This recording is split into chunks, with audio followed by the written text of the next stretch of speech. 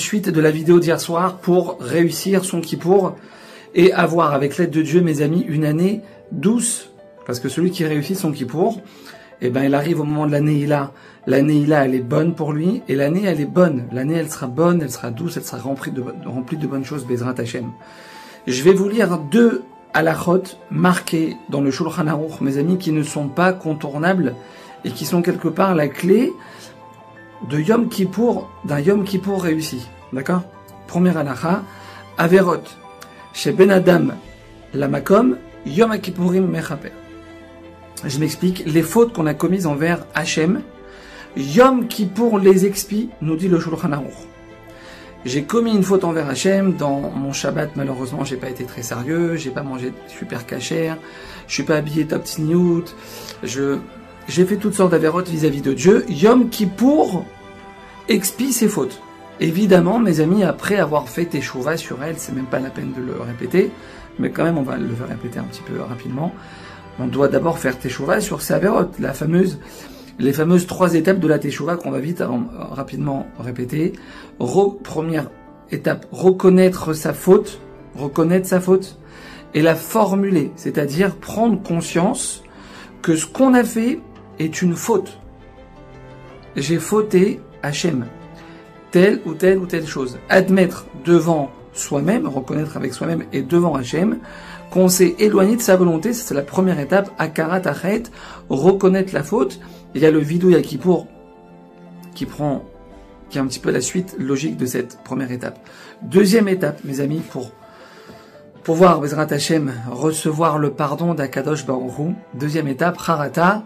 Harata, c'est le regret. On doit sincèrement regretter ce qu'on a fait. Pas simplement dans la tête, mais dans le cœur. C'est-à-dire qu'on doit ressentir de la peine. On doit avoir de la peine. Mince, Hachem, pourquoi j'ai fait ça? Comment j'ai pu faire ça, Hachem, avec tout ce que tu me donnes dans ma vie, Hachem? Comment j'ai pu faire ça? On doit avoir de la peine d'avoir fauté et d'avoir abîmé sa relation avec Hachem.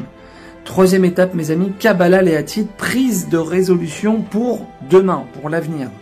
Donc on doit décider de toutes ses forces, de ne pas retomber dans la faute, de ne pas répéter la faute. Et ça, mes amis, on peut y arriver qu'en mettant en place des moyens concrets pour changer son comportement, pour évoluer.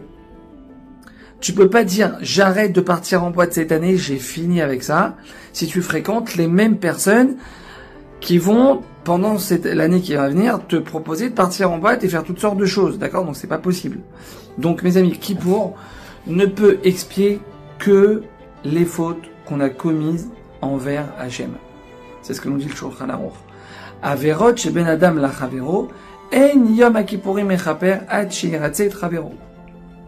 Continue le Shulchan Aruch et nous dit, par contre, Yom Kippour ne peut pas pardonner, il n'a pas cette force, il n'a pas ce potentiel de pouvoir pardonner les fautes commises envers l'autre. Jusqu'à ce que j'aille moi-même demander pardon. Si la personne ne me pardonne pas une première fois, il faut que j'aille la voir 3 fois. Après 3 fois, si elle ne m'a pas pardonné, alors moi j'ai fait mon job, j'ai fait ce que je devais faire. Évidemment, il faut être sincère dans cette démarche et pas dire allez Mechila avant Kippour, sinon tu me pardonnes. Non, c'est vraiment regretter ce qu'on a fait, regretter ce qu'on a dit, sincèrement vouloir s'amender auprès de la personne. Si 3 fois on l'a fait que la personne refuse, malheureusement, on a fait ce que Dieu attendait de nous. Mes amis, je peux faire 10 Kippour d'affilée. 10 Kippour d'affilée. Hachem, le roi du monde, il me dit, je ne peux pas, j'ai pas la capacité technique de te pardonner ta faute envers l'autre. C'est-à-dire qu'on peut sortir de Kippour, mes amis, c'est effrayant de dire ça, on peut sortir de Kippour à moitié lavé, à moitié sale, l'horreur. La peine que j'ai fait à ma femme, à mon mari, à ma belle-fille, à mon employé, à ma soeur, ma petite soeur, mon beau-frère, J'ai beau avoir fait le plus beau Kippour de ma vie, des prières d'un autre monde, je me sentais connecté, j'avais pas faim, j'ai pas eu soif, j'étais debout pendant tout Yom Kippour. J'ai beau avoir pu faire les plus belles prières de ma vie, tant que je n'ai pas été demandé pardon à la personne à qui j'ai fait du mal, envers qui je me suis mal comporté, La tâche, elle est là. Et cette tâche ne partira pas, Hachem lui-même ne peut pas l'enlever. Et cette tâche, mes amis, aura des répercussions sur mon année. Chas v'shalom, d'accord? Catastrophe. Va demander pardon. Deuxième halakha, Lohi amochel arzari milimchol. D'accord? La personne est venue te demander pardon. Parfois c'est dur de demander pardon, c'est vrai que c'est dur.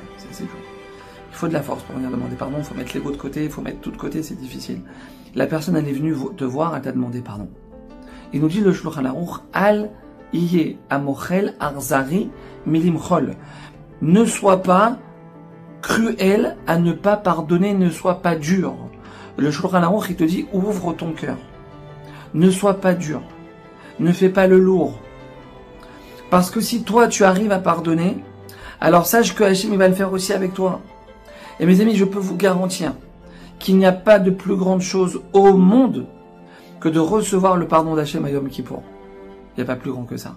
Alors que Hachem nous donne à tous cette force d'aller demander pardon, d'arriver à pardonner. Bezrat Hachem, qu'on puisse tous arriver à le faire pour pouvoir être scellés, Bezrat Hachem, dans la plus belle des vies qu'on attend pour nous cette année. Amen.